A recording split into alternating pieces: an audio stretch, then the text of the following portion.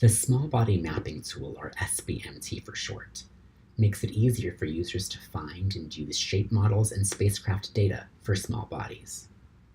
These bodies include asteroids, such as Itokawa and Vesta, a growing number of comets, and several irregularly shaped moons. This Getting Started screencast will show you how to install the SBMT and will highlight some of its features. The SBMT runs on Mac, Windows, and Linux systems. The tool works best with lots of memory, lots of bandwidth, and a good graphics card. To download the SBMT, visit sbmt.jhuapl.edu and click the orange Download the SBMT button.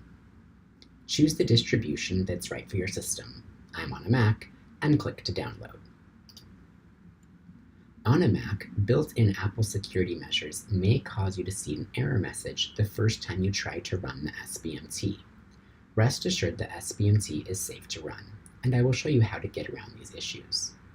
Regardless of system type, unzip the downloaded directory and open the SBMT folder. You need to run the Run SBMT program. On a Mac, the first time you do this, you'll need to right-click and open with Terminal. Then click Open. You will not need to do this in the future unless you download a new version of the tool. The first time the tool runs, it will ask you for a username and password. If you don't have one, don't worry. You can still access all the public data in the SBMT. Just click OK. The tool then starts up, which can take a few seconds the first time around.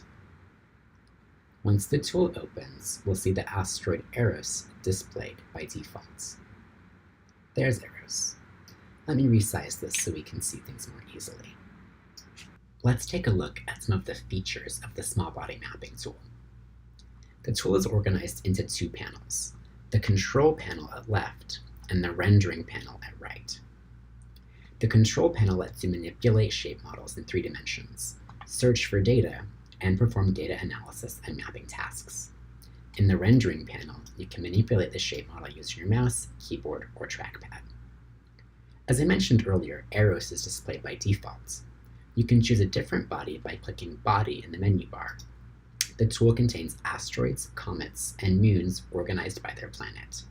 If you want to see what's available for the asteroid Vesta, for example, click on Asteroids, Main Belt, Vesta. Here we have 2 image-based shape models. I'll select Gaskell 2013. Now let's see how to search for data. For our Vesta example, there is a tab for the framing camera, FC, on the Dawn mission.